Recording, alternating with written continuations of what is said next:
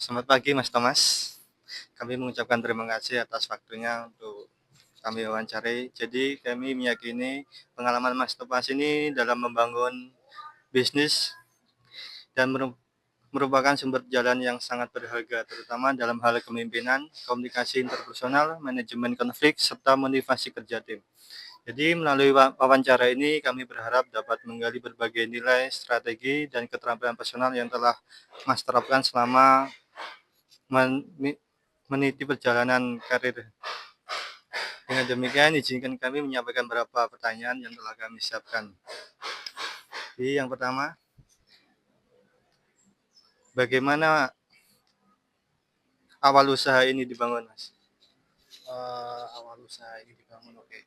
Jadi Alpanda Fanspace ini sendiri mulai berdiri dari tahun 2023 sehingga sekarang masih berlangsung ya Mas.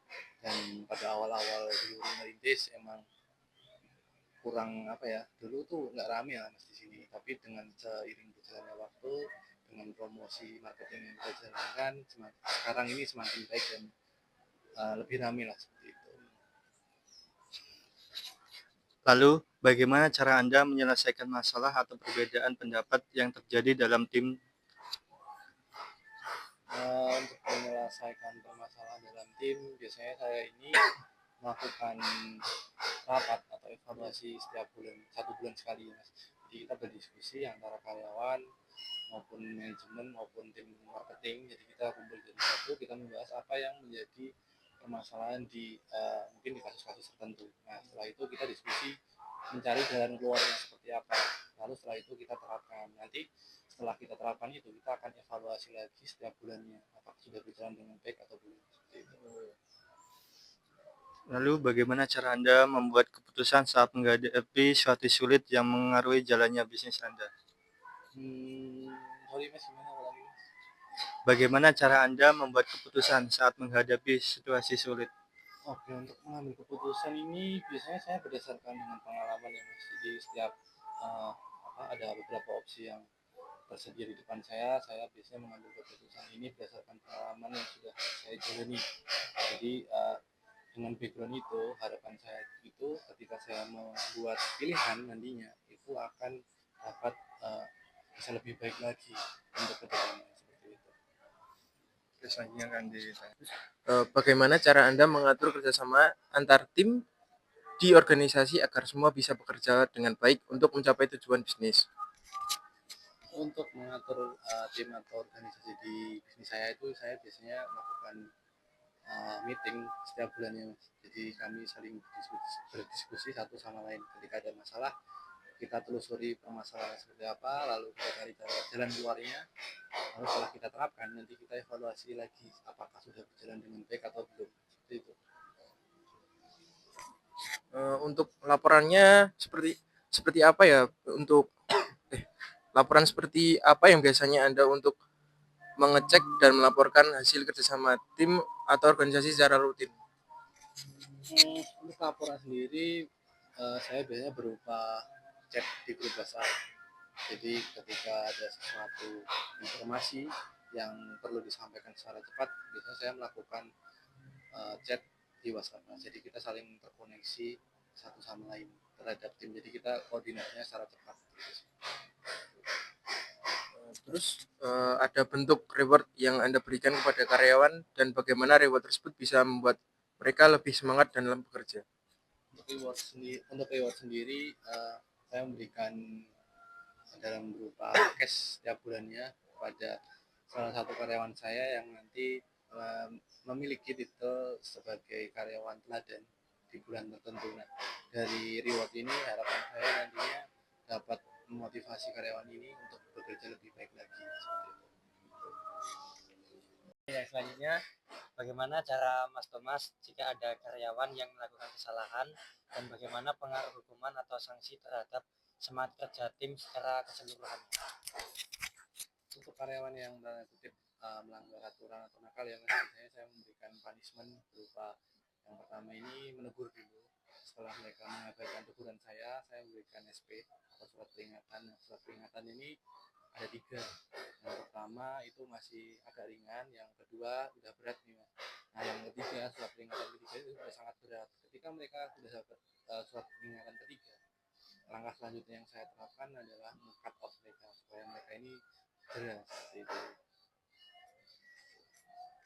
Baik, yang selanjutnya bagaimana cara Mas Thomas untuk membuat visi dan misi agar bisa memotivasi tim agar mau bekerja sama mencapai tujuan bersama sesuai yang ada di visi dan misinya.